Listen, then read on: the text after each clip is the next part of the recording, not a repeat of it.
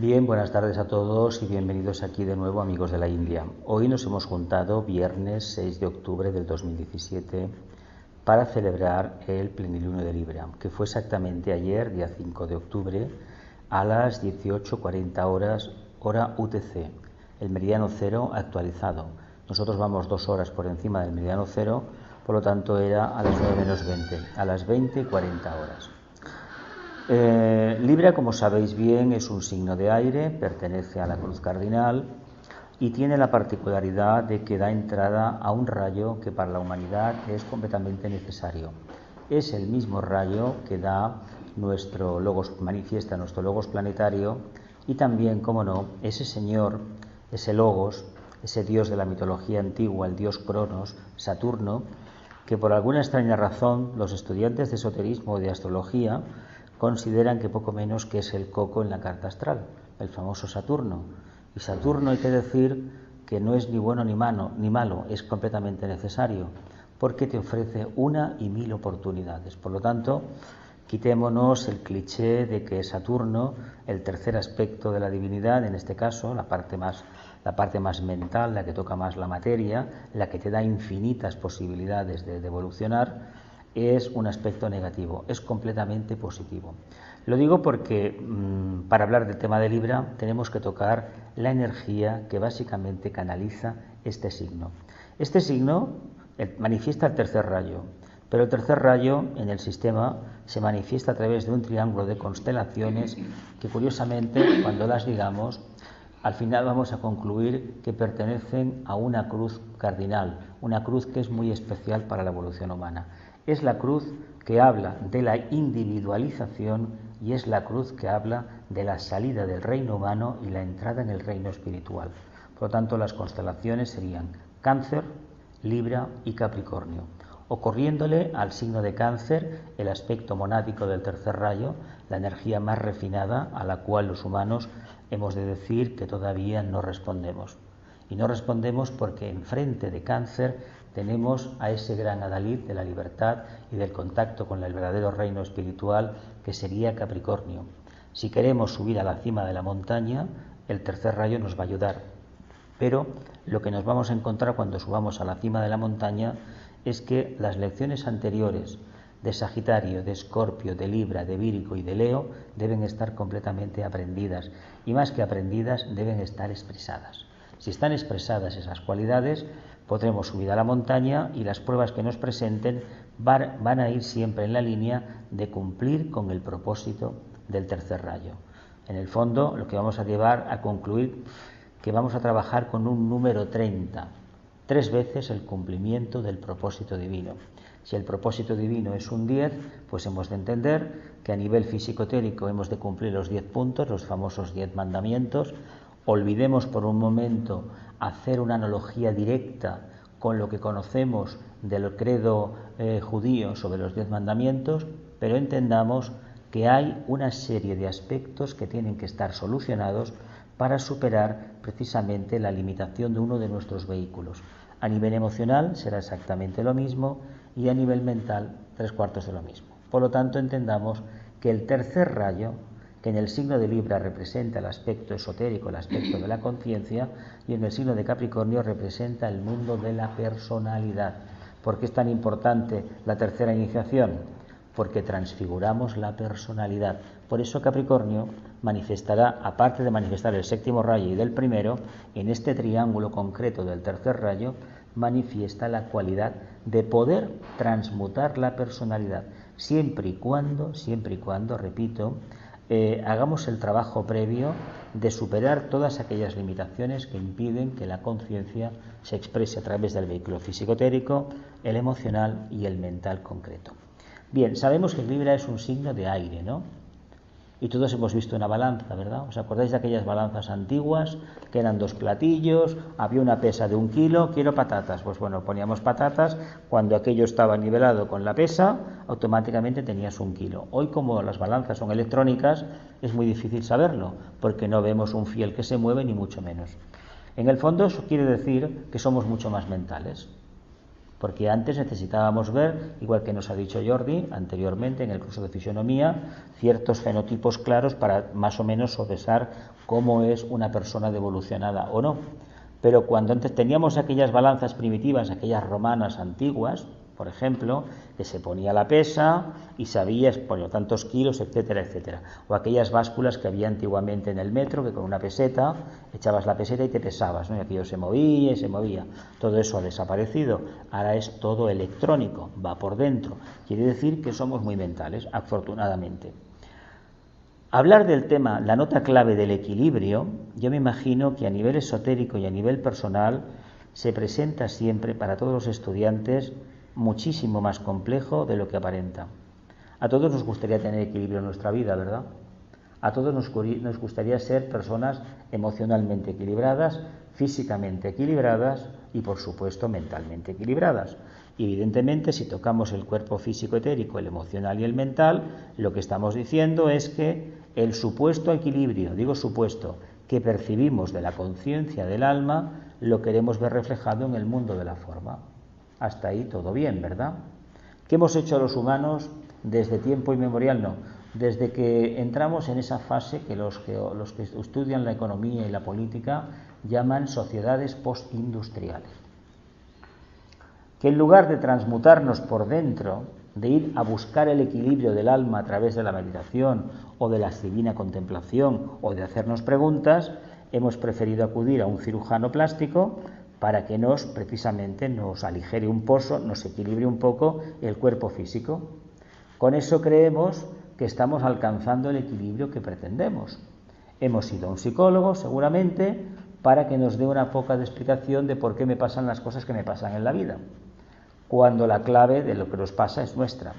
Incluso hemos podido ir a un confesor o a un supuesto gurú a que espiritualmente nos dirija. Y hay que decir una cosa: no es necesario ni el cirujano plástico, salvo casos extremos, ni el psicólogo, salvo casos extremos, ni el asesor filosófico, ni espiritual, salvo casos extremos. ¿Por qué? Porque la propia conciencia es nuestro verdadero mentor espiritual. Por lo tanto, ¿por qué no nos damos cuenta que el mito de Libra nos está hablando del maridaje perfecto entre el alma y la personalidad? ¿Os acordáis de que tratamos el mes pasado en el signo de Virgo? Aquella manía que tenía el Hércules de matar la parte femenina, la parte de materia que necesitaba para desarrollar el aspecto crístico. ¿Os acordáis de aquello? En aquel trabajo de Hércules, en el número 6, a ese trabajo se le denominaba el cinturón de Hipólita, la ligación que tiene el espíritu con la materia. Y resulta que aquí hemos de demostrar fehacientemente que somos capaces de manifestar el alma precisamente dentro de una personalidad que es truculenta, turbulenta, acomplejada, incapaz de decidir por sí misma y que es profundamente soñadora, ¿verdad que sí?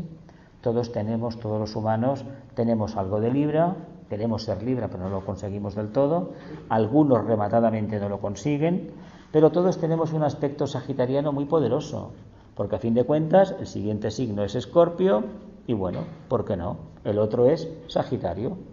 ¿Y por qué este idealismo? Porque es más fácil anhelar un cambio que ponerse a trabajar conscientemente utilizando la potencia que este signo nos da. A nivel externo, a nivel ortodoxo, exotérico, tenemos ese planeta tan maravilloso que canaliza una energía que los seres humanos deberíamos utilizar en mayor medida que la energía devocional o aspiracional, la energía del quinto rayo, la energía venusina por excelencia. ¿Os acordáis, por ejemplo, de un tema muy curioso?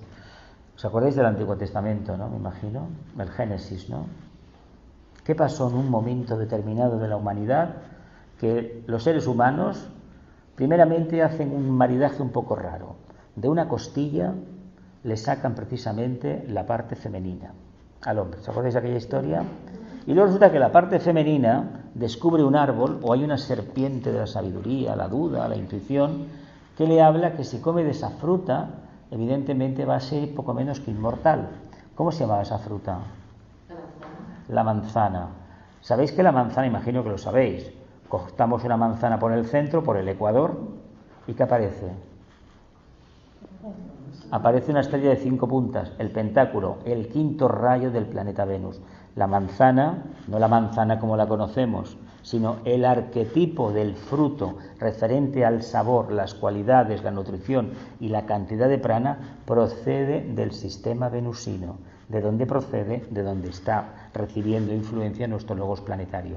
De dónde procede Sanat Kumara, el actual regente planetario de la Tierra. Por lo tanto, ahí se siembra algo maravilloso para el ser humano. Oficialmente decían que era la duda, ¿verdad? ¿Qué pasó cuando comieron la manzana? Empieza el bien y el mal. Empezó la dualidad, la mente, el platillo. Los platillos empezaron a vibrar. Quiere decir que empezamos a evolucionar. Y el gran problema del logos fue seccionar al ser humano en dos polaridades diferentes. ¿Sabéis esto, no? El tema de la costilla es de un ser andrógino, lo divide en dos y le pone una polaridad macho-hembra, positivo o negativo. La connotación negativa quitémosla de la cabeza, No utilicemos el término negativo actual referente al aspecto negativo femenino porque nos estrellamos. Fijaos qué trabajo tan grande para el logos planetario y para la humanidad. ¿Qué sucedió a partir de ese momento? Que el ser humano ha de buscar el arquetipo práctico del mito de Virgo en la vida real. ¿No os parece que los trabajos de Hércules pueden ser muy teóricos? ¿Verdad que sí? Si empezamos a creer que hubo un ser mitológico de culto solar, ascendencia poco menos que extragaláctica, que era capaz de enfrentarse a los elementos y a las inclemencias y superarse, pero ¿por qué no lo miramos desde el punto de vista pragmático?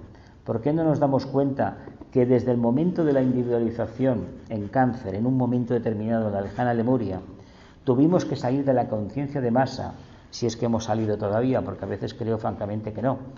Hemos llevado al signo de Leo y en el signo de Leo nos encontramos con una dualidad manifiesta.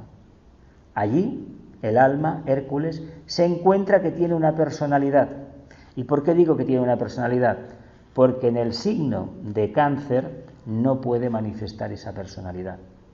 ¿Por qué? Porque estamos en conciencia de masa, ¿verdad? En estos días, en cualquier parte del mundo, hoy no hay más que poner una televisión o entrar por internet, hay reacciones instintivas en toda la humanidad. Solamente una parte minoritaria, muy minoritaria de la reacción humana en el mundo es de carácter mental o incluso me atrevería a decir que una milésima parte de carácter espiritual. Lo que pasa que la conciencia de masa, aparte de ser más numerosa, hay que decir que es pasiva, eso hay que decirlo. Lo que pasa que la manipulación que se ejerce sobre ella genera unas consecuencias terribles. En la clase anterior se han hablado de temas muy interesantes y básicamente es gracias a la conciencia de masa y a la manipulación que las conciencias mentales ejercen sobre la conciencia de masa. Pues desarrollando el yo soy, generamos la personalidad y hoy nos encontramos con un problema. Tenemos de compañero de viaje en ese trabajo, en el número 5, un león nada menos. En ese trabajo se le llama a la personalidad el león de Nemea. En el número 7, línea impar, otra vez, se le llama nada más y nada menos que el jabalí de Erimanto. Si a Hércules le costó domesticar a un león, y lo hizo de una manera astuta, tapando una de las entradas, lo cogió, entró por la retaguardia y allí se acabó, lo acorraló. Es lo que tiene que hacer el alma para dominar la personalidad, ¿no? Pues en había un jabalí, mitológicamente hablando, había una personalidad que tenía demasiada fuerza, es decir, que desequilibraba los platillos de la balanza y automáticamente, ¿qué hizo Hércules? El mito habla de que una manera muy inteligente y graciosa, es decir, astuta, fácil de llevar a cabo, lo cogió por los cuartos traseros y lo presentó a la comunidad como un animalito que va caminando a dos patas. ¿Os imagináis un jabalí caminando de esa manera? ¿Verdad que va a ser difícil, no? Porque es un animal que para domesticar me parece que no se consigue domesticar. Eso quiere decir que la personalidad tiene un auténtico problema. Y el problema es que no se deja guiar por la conciencia superior. Lo peor que nos puede pasar con la mente concreta y sobre todo con el plexo solar en concreto también, es que nos creamos que nosotros somos algo superior al alma o algo incluso superior a Dios. Y eso es uno de los grandísimos espejismos, de las grandísimas ilusiones que tarde o temprano deberemos ir devorando de una manera consciente. Entendamos que si queremos vivir en equilibrio, la personalidad debe de estar ni más ni menos nivelada con el alma. ¿Y cómo lo hacemos? ¿Quitamos peso del alma? No sería recomendable. Además, no sabemos el peso que tiene el alma. ¿Cómo nos utilizamos en la vida diaria para hacernos tan etéreos, tan suaves, tan fluidos, etc.? ¿Qué podríamos hacer? Olvidamos el pasado, vivimos el presente, desarrollamos el tercer ojo, practicamos la inteligencia, pensamos un poco. Curiosamente, el ser humano, cuando piensa un poco, sus acciones suelen ser siempre más comedidas. Siempre y cuando no haya por atrás una vocecita que te esté machacando continuamente, y esto por qué lo haces, no lo hagas, te equivocas, no te equivocas, etcétera, etcétera. Si esta pequeña vocecita no somos capaces de coger las riendas y controlarla, nos va a dar al traste con ese propósito que tenemos todos muy bueno de acompasar el ritmo vibratorio de la personalidad a lo que suponemos que es el alma. ¿Qué deberíamos hacer entonces con la personalidad? Matarla ni se nos ocurra, ¿eh? Acordémonos del siguiente signo que viene, Hércules en el signo de Escorpio, el octavo trabajo, la hidra de Lerna. Ahí a la personalidad se le llama hidra de Lerna, ¿eh? Es la misma entidad, llena de malos rollos, de resentimientos, de pasiones, etcétera, etcétera.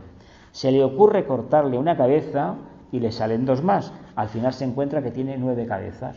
Si tenía 3 enemigos, tiene 9. ¿Qué puede hacer Hércules en este trabajo, en el número 7? ¿Nos parece sintomático que el tema del equilibrio, la nota clave del equilibrio en general, sea el 7?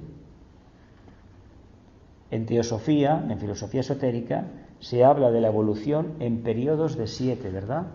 Se nos dice que cada 7 años nuestras células han cambiado completamente.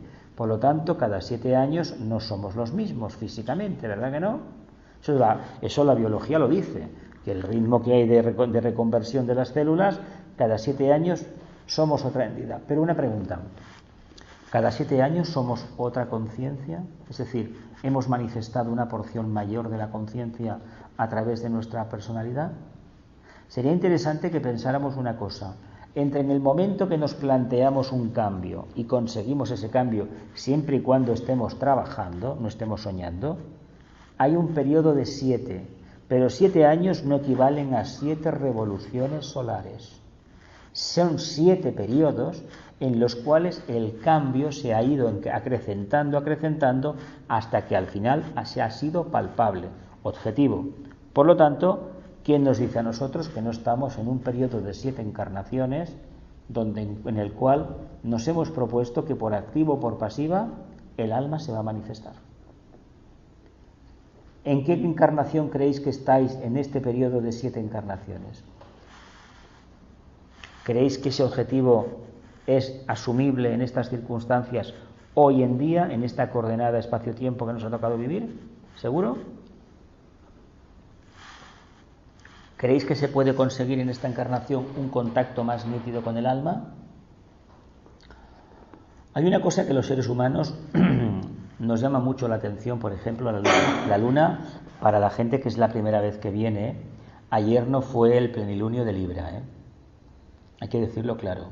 Lo que pasa es que voy a explicar por qué le llamamos plenilunio de Libra. El Sol está en Libra. ¿Dónde estaría la Luna? En Aries. Luna en Aries, Sol en Libra. ¿Por qué le llamamos plenilunio de Libra? Porque esto es una cuestión esotérica, no de los astrónomos. Por eso los astrónomos, cuando hablamos de la astrología esotérica, se ríen de nosotros en Internet, en alguna página de Wikipedia, por ejemplo, critican esto, pero es porque ellos no entienden la filosofía esotérica, o mejor dicho, no la han querido estudiar. Porque una persona que tiene una cabeza desarrollada, de una mente poderosa, si estudia cualquier tema, lo puede al final integrar, es decir, que lo puede asumir. Lo que pasa es que la filosofía esotérica no conoce de entrada postulados totales, es decir, todo es interpretable. Hay unos cuantos axiomas, unos cuantos principios, pero a partir de ahí es el propio estudiante el que se inicia en la búsqueda. Por lo tanto, un análisis científico del tema, a no ser que tengamos una conciencia muy elevada, no lo podemos presentar como un extracto residual, como tantos radicales libres, un porcentaje, porque todavía no hemos llegado a eso. Y además se da la paradoja de que la gente que está interesada en el mundo de la filosofía esotérica, de la astrología esotérica, no suele presentar siempre dotes de investigador. Por lo tanto, tampoco tiene una formación académica tradicional, de universidades, de ciencias positivas, con lo cual pudiéramos rebatir esos argumentos. Ese es el gran problema que tenemos todavía. Espero que encarnen almas que trabajen en el tema de la astrología esotérica a nivel científico y lo puedan demostrar. Cada vez hay más, pero no lo suficientes para cambiar esa forma mental. Por tanto, recordemos, Sol en Libra, Luna en Aries. Cuando miréis unas tablas, unas efemérides, a no ser que estén hechas por alguien que conoce la astrología esotérica, vais a ver que ayer exactamente fue el plenilunio de Aries. Y eso es la luna llena en Aries. Y eso es muy importante porque en el zodiaco lo único claro que hay es eso, el cuarto menguante, en las tablas, el cuarto menguante y el cuarto creciente. Cuando llegamos a la luna llena, ahí nos encontramos con un verdadero problema, que la luna está precisamente en ese signo que acabo de citar, no en el que está, que supuestamente nosotros vamos a celebrar hoy. Nosotros seguimos el culto solar. Lo que pasa que la luna, el calendario lunar, ¿cuántos meses tiene? Tiene 13, ¿verdad? Y el calendario solar, ¿cuántos tiene? 12, los 12 pétalos del chakra cardíaco. Las famosas 12 constelaciones hipotéticas que nos influencian de las 88 que hay en el brazo de Orión de la galaxia donde estamos nosotros. Tengamos en cuenta una cosa, lo que sucedió ayer exactamente a las 20:40 horas fue ni más ni menos que un alineamiento perfecto precisamente con la constelación de Libra. Esta energía que nuestro Sol irradia procede de cada mes, cada 28 días, cambia de constelación. Pero cuidado, porque esto es según la observación nuestra. Es un punto de vista muy subjetivo. Todas nos influencian. Lo que sucede porque por cuestiones pragmáticas de economía, de ley de economía, el Logos canaliza un determinado tipo de energías. Y en el periodo de los 7 días de la luna llena, está plenamente atento, ni más ni menos, que a la constelación que en ese momento le está influenciando. En el caso que nos ocupa es Libra. ¿Qué pasa? Que la energía que el Sol expresa, irradia, ¿a dónde impacta? En la Tierra por un lado y ¿en dónde más? En la Luna. Por eso decíamos ayer por la tarde y el día anterior se veía qué luna más bonita, ¿verdad que sí? Ya me imagino que mañana empezaremos a verla ya clarísimamente que va perdiendo intensidad, ¿no? Exactamente qué pasó ayer. Pues que la luna reflejó una luz que no era suya, porque sabéis que la luna es un astro muerto, es la encarnación anterior del logos planetario, dejó ahí el cadáver está ahí.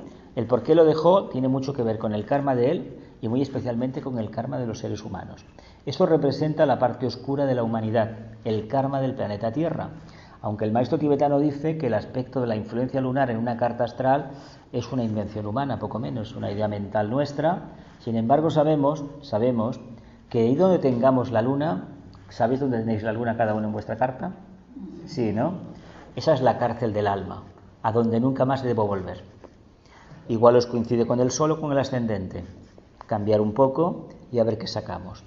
Pero si no coincidiera ni con el Sol ni con el ascendente, en el signo que aparezca, miraos esos planetas y hacer una reflexión de los primeros años de vuestra vida, averiguar a cuántos grados está. Sabéis que cada grado es un año, una carta. Tengamos en cuenta qué nos ha pasado durante cierto periodo de nuestra vida y seguramente que vamos a afirmar que evidentemente aquella luna nos marcó más de lo que quisiéramos. Y eso nos pasa porque todavía no somos un poquito espirituales, es decir, nos gusta demasiado la materia. Pues ayer exactamente lo que sucedió fue lo siguiente, que no hubo luna. ¿Por qué? ¿Por qué digo que no hubo luna? Porque la luna emite una luz y la luna por sí misma no la emite, ¿verdad que no? ¿Qué le pasa al alma con respecto a la personalidad? Hacemos un pequeño paralelismo, el papel del sol lo ocupa el alma y el papel de la luna lo ocupa la personalidad. En el momento que irradiemos plenamente la luz que arquetípicamente creemos que está depositada en el alma, la expresemos a través de la personalidad como tal, la máscara siempre es oscura, siempre es oscura porque vela a la luz. Solamente cuando hay la irradiación es cuando el rostro se ilumina y realmente a niveles de clarividencia se ve que la personalidad brilla. porque está irradiando la conciencia que se manifiesta dentro.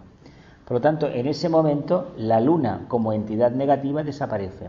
Si hacemos una analogía con el signo de Libra, quiere decir que para que podamos estar vibrando continuamente, no solamente unas horas al mes, sino cada día de nuestra vida, hemos de acompasar el ritmo y alinearnos totalmente con el alma. ¿Cómo conseguimos esto? Renunciando a la personalidad, renunciando a los placeres de la vida, renunciando a la supuesta espiritualidad o diciendo que todo es un cuento, que no sirve para nada, que esto es una comedura de coco y que uno, como es, ya está bien y que tarde o temprano todos nos vamos a salvar, ¿verdad?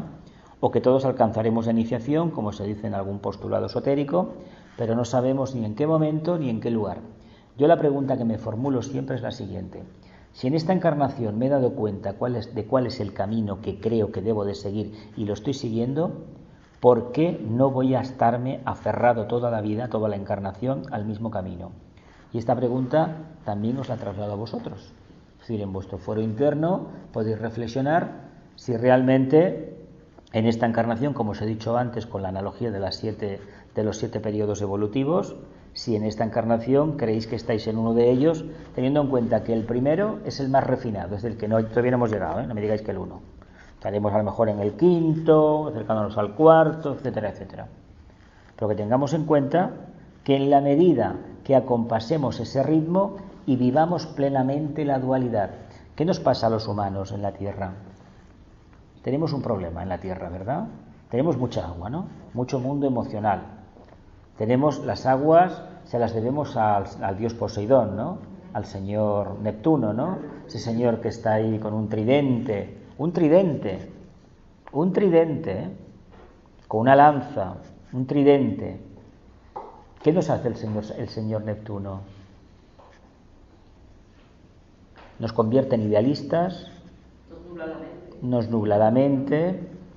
A veces no es el señor Neptuno el que vemos, eso es otro señor que hace guerras, que es muy impetuoso, ese que rige exotéricamente de manera ortodoxa Aries, y esas reacciones del primer rayo son viscerales, porque el primer rayo no es así, es mucho más sosegado, pero la reacción visceral la da un planeta que tiene la gran potestad de que se cree, nos hace ver a nosotros que poco menos que es Dios, y en realidad no es Dios, pero nos lo creemos, y con eso nos va bastante.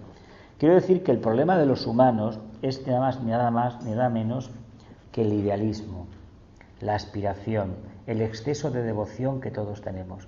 Cuidado, digo exceso, porque la aspiración es necesaria, el idealismo es necesario y la devoción es necesaria. Pero volvamos al tema de los platillos de la balanza. Si tenemos un exceso de idealismo, ¿qué va a pasar? Que debemos materializar el idealismo, ¿no? Porque el centauro, porque en el próximo signo no, el otro, le vamos a llamar centauro. Aunque si hemos pasado la prueba bien, ya le llamaremos arquero. Y si está muy bien pasada, flecha nada más. Pero yo prefiero tocar el tema del centauro porque nos damos cuenta de una cosa, que la parte animálica y la parte humana y refinada plenamente, todavía no se expresa.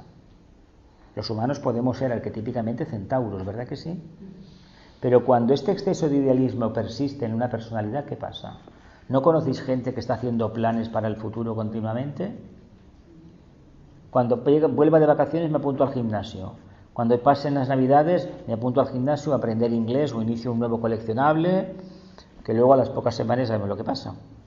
Y siempre estamos pensando en ¿dónde? Donde señala la flecha, ¿verdad? Hacia adelante. ¿Qué le pasa al ser humano? Vuelvo a insistir en el tema, que confía toda su existencia, toda su razón de ser en el día de mañana. No vive presente. Que no hace nada, prácticamente. No consigue realizar nada. Bien, pues el signo de Libra nos dice una cosa maravillosa. ¿Queremos llegar a una conclusión clara de cuál es nuestra evolución en el planeta Tierra y qué esperamos del maridaje entre el alma y la personalidad? Pues ni más ni menos hay una receta mágica. Poner los pies en tierra, dejarse de ilusiones, dejarse de aspiraciones y trabajar precisamente el equilibrio. ¿Y el equilibrio cómo se trabaja? Pues reconociendo que eres un ser que es una conciencia evolucionante, evolutiva, que se está manifestando en una conciencia involutiva, la personalidad. ¿Nos reconocemos a nivel físico, animálico como involutivos, lunares, o no? Porque la palabra choca, ¿eh? Eso que le digas a alguien, o como hemos visto en la clase de fisionomía, que bueno, es que tú, mira, eres muy primitivo, ¿no? Eso choca, ¿verdad? Pero que lo reconozcamos nosotros delante del espejo, es decir, delante de nuestra propia sinceridad, resulta que nos escuece muchísimo más, porque todos tenemos un apego a nosotros mismos considerable, y precisamente en este camino de las dos grandes líneas de fuerza, de los dos platillos de la balanza, solamente la persistencia en esa dualidad aparente, es la que nos va a salvar la papeleta, es la que nos va a llevar precisamente al camino de la realización superior. Si no vivenciamos los dos aspectos de la vida, que son la forma y lo que es la esencia, el espíritu, no estamos viviendo. Por lo tanto, las personas que tienen muchos idealismos han descarrilado su vida. Porque si miráis, la nota clave de Libra son dos grandes líneas de fuerza. A mí, hace muchos años, lo he contado muchas veces, me vino por revelación que era una vía de tren. Una vía de tren, dos carriles, y yo me encarrilaba, y bueno, descubres que la vivencia pragmática de la dualidad es la que te lleva al punto de realización más elevado. Cuando uno se decanta por un lado, yo soy muy espiritual, el alma continuamente, el alma, y descuido el trabajo con la personalidad, es decir, manifestar ese alma con la personalidad, no a niveles intelectuales o pseudoespirituales, yo estoy descarrilando. ¿Me explico lo que quiero decir? ¿Lo vemos? ¿Seguro? ¿Seguro? Entonces, si lo vemos tan claro, ¿por qué hay dentro de nosotros momentos de desazón, de duda, de crisis personal, de reorientación, de que esto no lo veo claro? ¿No será que todavía hemos vendido una parte de la conciencia al mundo de la fama personal, al mundo de la materia, tanto en nivel etérico, emocional, mental? No olvidemos que todo eso es caduco. La personalidad es caduca. Antes se nos ha dicho de manera muy inteligente que llegará el día que la gente no comerá, porque sintetizará directamente el prana solar a través de los poros de la piel, etcétera, etcétera. Eso es muy importante. Todavía no ha llegado esa humanidad. Pero esa humanidad, cuando llegue, como por ejemplo poder levitar, etcétera, etcétera, cuando llegue esa humanidad, querrá decir que el tema de Libra está casi totalmente resuelto. Digo casi por no decir todo. ¿Creéis que ha llegado el momento en que nosotros entendamos qué significa la comida para nosotros? ¿Quién come, por cierto? Cuando comemos, ¿quién come? ¿El alma? La personalidad, ¿verdad que sí? ¿Y dentro de la personalidad qué vehículo? El físico come. Sí, pero el apetito ¿quién lo pone? El emocional. ¿Y dónde queda la razón?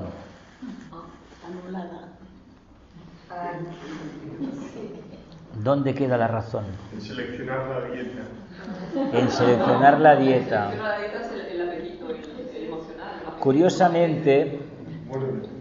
Curiosamente, él nos ha hablado antes de una manera muy clara, muy científica, de cómo hemos evolucionado, de manera, además que eso está constatado científicamente. Según cómo piensas, según cómo te nutres, tendrás un cuerpo físico. Según cómo van con tus emociones, tendrás otro. Eso ya lo sabemos, ¿verdad? Entonces debemos entender una cosa. Si fuéramos realmente mentales, si no viviéramos en la conciencia de masa, no tendríamos problemas de sobrepeso. Qué silencio, ¿eh? Qué silencio. Curiosamente, el planeta que rige exotéricamente al signo de Tauro, sé que se asocia siempre con los deseos, la buena comida, es el mismo planeta que tenemos en Libra, curiosamente. Venus. Curiosamente, la buena vida, claro. Uno trabaja sus potencias internas para hacerse un buen asado, una buena paella vegetariana, una buena lo que sea. Y no nos damos cuenta que eso es secundario. ¿O no es secundario eso? O cogemos de una manera ascética una manzana, no la miramos, la engullimos en profundo silencio, masticamos 80 veces cada bocado. Eso sería vivir un equilibrio bueno, ¿no? ¿Qué objetivo tiene todo eso? Que la comida, la ingesta de alimentos, sea una meditación. A esto quería llegar. Cuando nos demos cuenta que las necesidades del cuerpo deben ser satisfechas con una meditación, poco a poco entenderemos lo que significa tomar el sol, lo que significa respirar, lo que significa beber agua, lo que significa bañarse y sobre todo lo que significa un acto tan íntimo como la comida. ¿No os parece la comida un acto íntimo de comunión interna? Estamos consumiendo productos que en realidad es prana condensado. Por eso se exige tanto en el camino del discipulado que si las dietas vegetarianas, en el fondo lo que se dice es que se vigile más lo que sale por la boca que no lo que entra. Lo que pasa que como es más fácil hacerse vegetariano que cambiar de forma de pensar y quitar la lengua, pues uno presume de vegetariano y luego pues maldice y se comporta como se comporta, ¿no? Pero eso somos humanos, estamos evolucionando. Los platillos, a ver, va cada uno descarrilado, esto es así. Entonces entendamos que el acto de la comida, por ejemplo, una cosa tan automática, tan instintiva, debería estar puesto bajo el control del alma, de la conciencia. ¿Por qué lo digo? Porque ahí precisamente en el acto de comer, si se hace en grupo, se debería hacer en silencio, no tener la televisión puesta, no gritar, no comer en demasía. Yo he estado con gente que come, una barbaridad, he estado con gente que come menos, y es verdad que cuando hay un mínimo de armonía, pues te encuentras de una manera distinta. Entendamos que seguramente para comer necesitamos como mucho lo que cabe en esta mano. Según la tradición ayurvédica, ¿os acordáis eso? El arroz que me cae por aquí dentro, el pozo de la mano, me lo puedo comer, ¿no?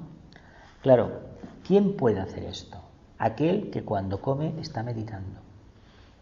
El día que la humanidad pueda vivir en continua meditación o en continua contemplación, cogiendo un autobús, cogiendo un taxi, cogiendo el AVE, cogiendo no sé qué, discutiendo con el vecino o diciéndole, oye, baja la música que no hay manera de dormir. El día que todo esto lo hagamos en meditación, en contemplación, ese día los problemas de la humanidad tal y como los conocemos se esfumarán, porque son problemas creados por nosotros mismos. Y el tema del karma será ya un objeto depositado en el desván de cada uno. ¿Veis lo fácil que sería para la humanidad cumplir con el arquetipo de Libra y conseguir esos dones tan maravillosos? Pues no hay nada más que empezar cada uno de nosotros a trabajarlo, no hay otro remedio. La nota clave es muy clara: elijo el camino que me conduce entre las dos grandes líneas de fuerza. No olvidemos que somos duales, existe la noche y el día, y si estamos un poco despiertos mirando al firmamento, vemos una cosa ahí. Pero primeramente por la mañana, ¿qué vemos en el horizonte? Y al anochecer. Al planeta Venus, ¿no? El lucero del día, el lucero de la noche. El yo superior del planeta Tierra, que nos está diciendo, hey, que estoy aquí, que no os he dejado. Y resulta que al mismo tiempo aparece otra cosa, la contraparte negativa de la Tierra, la profunda dualidad, la Luna, ¿verdad que sí? Que aparece también.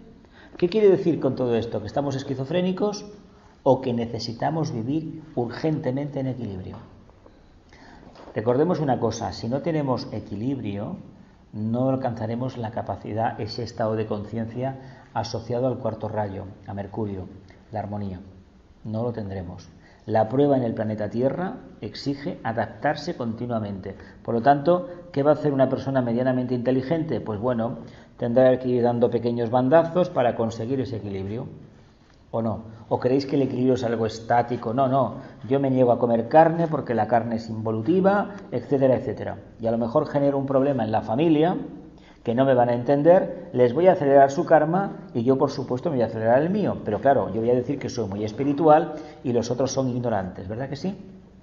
¿No habéis conocido alguna familia que han habido problemas cuando uno se ha hecho vegetariano? O grupos de amigos, ya no se juntan, como es tan raro, ya no come carne, ¿qué podemos comer si no comemos carne? A ver, conseguir el equilibrio en la Tierra es de las cosas más difíciles. De hecho, ¿qué creéis que es la base de la sabiduría? El equilibrio. ¿Qué es la base de la realización espiritual? El equilibrio. ¿Qué es la base de la buena voluntad? El equilibrio. ¿Y la base del servicio? El equilibrio. Este signo, esta constelación, esta energía es la más difícil de conseguir y sobre todo es tan necesaria como el aire. Y creo que ya he hablado un poquito, así que alguna pregunta más antes de la meditación. El equilibrio es de poder conseguir la armonía. O sea, Ujú. es el medio. El equilibrio es el medio para poder conseguir la armonía. ¿Y todo lo demás? El tercer ojo no se abre si no hay equilibrio.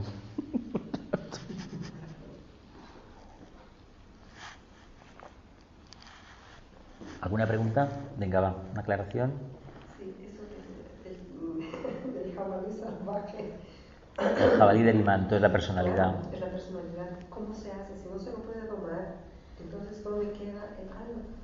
Ahí está el problema, que la mayoría de seres humanos no manifiestan el alma porque hay otra cosa. Hay una entidad que, claro, a la gente fuera de los grupos esotéricos es muy difícil hablar de estos temas. Sobre todo en países de sexto rayo, muy devocionales, muy sagitarios también. Decir que una parte de la población es bastante ignorante, pues levantan pollas. Pero claro, uno cuando estudia un poco se da cuenta que las reacciones instintivas equivalen a estados de conciencia primarios. Una persona medianamente inteligente pues se refrena un poco, pero cuando trabaja el plexo solar y sale todo lo peor, quiere decir que el jabalí de Erimanto está dominando. Leo es mental. Leo es un signo profundamente mental. Por lo tanto, el león de Nemea te habla de un pensamiento pero profundamente egoísta de la personalidad. Pero al final lo consigue controlar. Pero aquí tratamos de buscar ni más ni menos una personalidad que sabemos que está focalizada en el plexo solar, lo sabemos, porque la humanidad es así, es todavía Atlante, pero hay que reconducirla. Pero hay una cosa que olvidamos. ¿Y cómo se podría trabajar eso? Pues mira, manifestando las cualidades del alma, porque por imitación lo superior atraerá a lo inferior y claro, lo transmutará. Esto es como cuando una mosca acude a una bombilla y se acaba quemando y se acaba cayendo, o se pega un mosquito en una lámpara y se funde. Lo negativo tiene tendencia a acercarse a la luz. Por lo tanto, cuanto antes iniciemos el proceso de hacernos un planteamiento claro, lo que queda hasta el día 20 de este mes, que más o menos 21 entraremos o 22 entraremos en Escorpio, vamos a intentar reflexionar cada día sobre el equilibrio. Y del 20 de octubre al 20 de noviembre vamos a hablar sobre la necesidad precisamente de invocar la muerte, no la muerte física, sino el cambio, la transformación. Si os acordáis de aquellas famosas palabras, transformación, transmutación, transfiguración. Entendamos que el cambio es necesario, pero si no hay equilibrio no podemos hacer un cambio. A ver, ¿qué nos pasaba de pequeños en la escuela o nos puede pasar todavía si hacemos algún curso? Si nos ponemos a estudiar y hay ruidos externos o nos están llamando con el móvil continuamente, si no tenemos un mínimo de equilibrio no tenemos concentración, ¿verdad?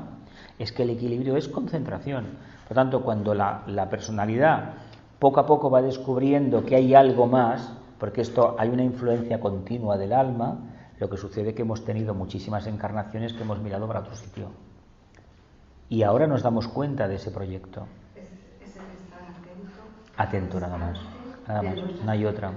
No hay otra. Cada acción que uno realiza. Exacto. Es estar atento. No hay que plantearse nada, no va a decir, mañana voy a hacer dieta. Bueno, ¿y por qué vas a hacer mañana dieta? No. Voy a estar atento y cuando me esté preparando la comida, bueno, esto es para 4, me conformo con menos. A ver, comemos mucho por una razón muy sencilla, comemos muchísimo más de lo que necesitamos, por una razón bastante sencilla, porque nuestro elemental físico es muy poderoso, es profundamente involutivo, pero también es verdad que es un animal, y un animal en este plano necesita comer para poder, no tiene conciencia. Y si no, mirad algunos animales que hay por ahí que están todo el día comiendo. Cuanto más le das, más come, y venga, y venga, y venga, y venga, tanto en pájaros, yo lo he visto en tortugas, ponerse como balones, porque come muchísimo. Claro, no le racionas, pues venga a comer, a desarrollar un elemental muy poderoso. Pero en los humanos, eso, aparte de crearnos problemas, lo que hemos conseguido es depender de esa entidad psicológica que no es el alma, y tampoco el mundo emocional, que eso es mucho más complejo, porque ese nos engaña todo lo que quiere, todo. Nos presenta realizaciones de futuro o nos puede presentar imágenes de estados de conciencia que son completamente astrales. Es decir, hemos de pasar esa prueba con muchísima paciencia, de todo muchísima paciencia. Y por lo tanto ninguna meta, porque entonces nos cristalizaremos, no la vamos a conseguir. Tratar de estar atentos cada día, cada vez más tiempo, es la primera lección, que puede durar unas cuantas encarnaciones conseguirlo. Es es como alguien me preguntó de casualidad este año, estuve en un Swami de la India, estuve en un seminario y uno de los que participaba me preguntó y me dijo, Swami, ¿cuánto tengo que meditar para ser mejor persona? ¿20 minutos? ¿Una hora? Y él dijo, no, cada instante de tu vida tienes que estar atento en cómo eres. Esa es la mejor meditación. Muy Buda. Cristo te hubiera dicho, ama a tu prójimo como a ti mismo. Pero claro, para amar al prójimo como uno mismo, uno tiene que estar en perfecto equilibrio. Porque cuando se está en perfecto equilibrio, la energía de la compasión desciende y se expresa.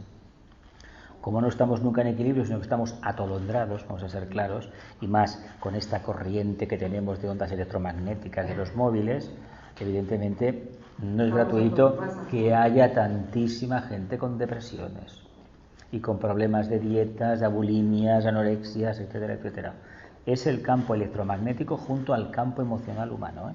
Pero también he leído que el profesor está notando mucho más. Es 29, creo, no me acuerdo muy bien. Está vibrando más, está irradiando más. Mucho Sí. más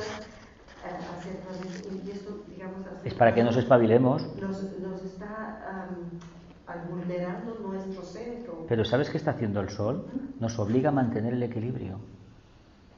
Esto es como el que se pone una cuerda floja, un funambulista en un circo. Claro, mientras la cuerda está quieta y no hay corriente de aire, mira qué bien, tú te aprendes el camino, pero ¿y si se mueve la cuerda?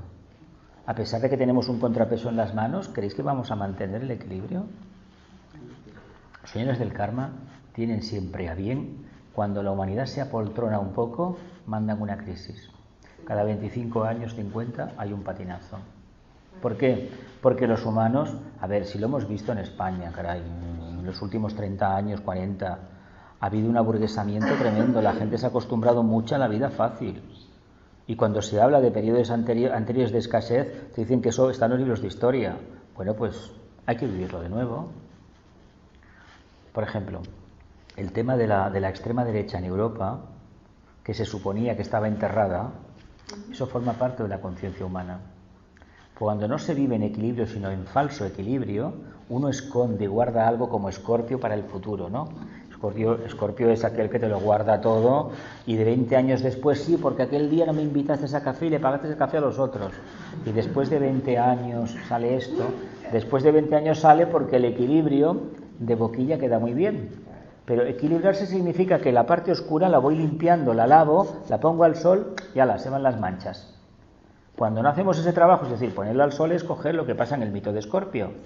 Cojo el problema, me arrodillo en el fango, oye, mira, al alma, a ver qué me dices, caramba, pero si esto no es tan complicado como yo pensaba. ¿Queremos un buen detergente para quitar las manchas? El alma, el contacto con el alma. Pero contacto de verdad. Lo que pasa es que el contacto con el alma es completamente impersonal. Lo que nos transmite es una energía que nos aparta del yo soy pequeñito, de todo mi orgullo y toda mi vanidad. Y eso no nos gusta, porque nadie nos reconoce por la calle. Hemos cambiado mucho. Mira, el raro ya no se junta con los demás, ya no ríe como antes, ya no critica. Bueno, a ver, hemos cambiado, ¿no? Come diferente. Come diferente, exactamente. Y se junta con una gente más rara que hablan de la muerte, de la inmortalidad del alma. Qué tontería, ¿a quién le importará eso, verdad? Pero, a ver, el sentido del humor precisamente es una característica del equilibrio. Y el equilibrio siempre indica que el alma tiene un 50% de la personalidad. Es decir, somos capaces de manifestar 50-50, 50 por 50. ¿Es tan complicado eso, hoy por hoy? Cuidado porque el rayo que tenemos de personalidad puede indicar bien si manifestamos o no manifestamos, porque el rayo de la personalidad siempre es el subrayo del alma, de lo que somos en realidad. Pero puede indicar si el equilibrio forma parte de nuestro bagaje. Yo repito, si no hay equilibrio no hay campo de servicio, ¿eh? El sendero del discipulado es aprender a vivir el equilibrio y sobre todo a llegar a la armonía, en el grado iniciático. Y eso es coger un martillo, un camino de piedras, Picarlas de tal manera que puedas ir descalzo y no te destroces los pies. Ese es el camino del discipulado. Un camino de piedras, que dan un martillo y venga la santa paciencia una por una. Y cada piedra, ¿sabéis qué es? Los problemas del mundo. Donde uno está ahí dentro. Uno va picando las piedras que son grandísimas, que no se puede caminar, y las convierte en gravilla para que los demás puedan caminar. Es decir, el camino de la casa del Padre de retorno no es un jardín de rosas, ¿eh? Es un pedregal seco, durísimo, pero tú, con tu sabiduría, vas desintegrando las piedras para no caerte, para no partirte la cabeza. Es como, ¿conoces ese cuadro de Roerich? Está en un barco y yo, es una persona que está caminando sobre una soga, delgadita. Claro, es el filo de la navaja. ¿Me entiendes? Entonces ahí es, o lo hago, o fracaso. Conectándome con el alma para llegar al Padre, o me caigo. Es el mito del filo de la navaja. Libra, el arquetipo libriano, que corresponde a los 12 signos del zodiaco, ¿eh? No nos pensemos que de los 12 trabajos cada uno se asocia a una constelación, un tipo de energía, pero cada uno de nosotros debemos trabajar en esta encarnación esas 12 cualidades. Y básicamente, si nos queremos convertir en servidores de la humanidad, si no tenemos equilibrio, ya hemos tenido mucho enfermo mental, mucho idealista, mucho esquizofrénico, mucho psicópata en la evolución humana, para que encima añadamos más leña al fuego. Buscar siempre la mesura, el punto medio. Y de hecho el equilibrio, en una escala inferior, nos habla de la actitud del Agni Yoga, la actitud de los mensajes de los sermones de Buda. Buscar la armonía, la primera etapa es el equilibrio. Libra. Es muy complejo. Libra es muy complicado. Conocéis librianos, ¿no? ¿Alguno? El ideal de belleza se manifiesta, ¿verdad que sí? Siempre se ve cierta armonía. Luego lo que hay por dentro, cada uno tiene lo que tiene, ¿eh? Todos tenemos un dentro. Tenemos una casa dentro. Una por fuera y otra por dentro. Eso es asunto nuestro. Pero sí que es verdad que da cierto aire de armonía, de belleza. Más como es un signo de aire, pues bueno, la agilidad mental está ahí, ¿no? Eso está ahí, eso se nota. ¿Alguna cosita más y vamos a la meditación o no? Yo solo quería añadir que, como bien dijiste al principio, Libra está en la cruz cardinal y que está justo en medio entre Cáncer y Capricornio. Exacto. Con lo cual está a medio camino entre de dónde vengo y de dónde voy. dirijo.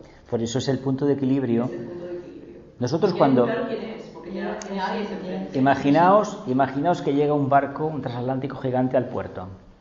Abren las puertas y salimos almas animálicas, poco menos. Venga, millones, a la tierra, venga, ahí estáis. Voy a volver un día a recogeros. Llega el barco. ¿Cuántos creéis que han vuelto?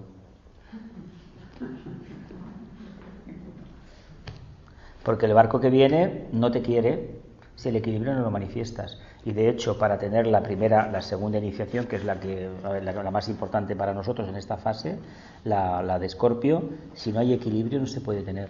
La parte oscura la parte oscura es la personalidad, no es un coco, ¿eh? Os penséis que tenemos una parte oscura todos, que madre mía, que somos poco menos que asesinos, no. La parte oscura es la personalidad, el no yo. Se le puede llamar o jabalí del Limanto, o hidra de Lerna, o cinturón de Hipólita, o se le puede llamar centauro, como nos venga en gana. Pero es la sombra también es lo mismo, todo es el mismo arquetipo, todo. Cuantos más nombres le pongamos, quiere decir que más miedo tenemos. ¿Sabéis por qué? Porque a nivel mental nos gusta elaborar muchísimo los platos. Hablamos del amor, no, el amor tiene que ser perenne, tiene que ser incondicional. Vamos a ver, el amor, la compasión es eso, es capacidad de integración, ley de integración. Lo demás ¿qué son? Cualidades, aspectos que los humanos necesitamos para creérnoslo. Es como, por ejemplo, las dietas. Digo las dietas porque, bueno, ha salido el tema de la comida en la clase anterior. ¿Por qué tanto interés en buscar tantísimos detalles? En plan taurino, que si comes esto, que si lo otro, que si lo mezclas, que si la fruta esta, que si no sé cuánto. ¿Creéis que no estamos perdiendo el tiempo con ese tema? Es como las técnicas de meditación, de relajación. Con lo fácil que sería enseñar a los niños en la escuela a que estuvieran relajados, en silencio. 1 minuto al día en una clase. Ya se está haciendo. Se está haciendo incluso un pequeño pranayama, tápate esta fosa, respira y exhala, inhala y exhala y se acabó. Mañana lo repetimos. Caramba, unos minutos de equilibrio. Yo me acuerdo cuando salíamos al patio, en la escuela, cuando éramos pequeños, bueno, yo no sé lo que nos pasaba, pero salíamos de la clase, del pasillo, entrábamos en el patio y bueno, no sé, como un enjambre, boom, todo lo contrario. Quiere decir que el equilibrio que nos imponía el maestro o la maestra, pues lo cuento, porque nuestro plexo estaba aguantándose. Y cuando se fue, bueno, y en el servicio militar lo mismo, ¿eh? Nosotros cuando silencio, perdón. ¿Sí? Y eso que tú dices nada, ¿eh? ¿De qué no? De chillar. No, eso se puede, ojalá estuviéramos meditando continuamente en la comida. De pequeña, ¿eh? De pequeña ya. Nosotros cuando salíamos al patio aquello era bueno. Y en el servicio militar cuando mandaban romper filas, bueno, tirabas la gorra para arriba y corriendo para un lado y corriendo para otro. Duraba 10 minutos. Parecía que lo tuvieran estudiado para que sacáramos la agresividad o la tensión emocional. Y luego otra vez a formar filas. Curiosamente, el formar filas, la línea del cuarto rayo, esta de todo armonizado, si no hay verdadero equilibrio, es un auténtico problema. Porque uno ni sigue el paso, ni sigue la música, ni le interesa aquello y todo se le cae el mundo encima. Por lo tanto, de aquí al 20-21 de octubre, cada día unos minutos, por favor, reflexionemos sobre lo que es el equilibrio. ¿Sí? ¿Meditamos?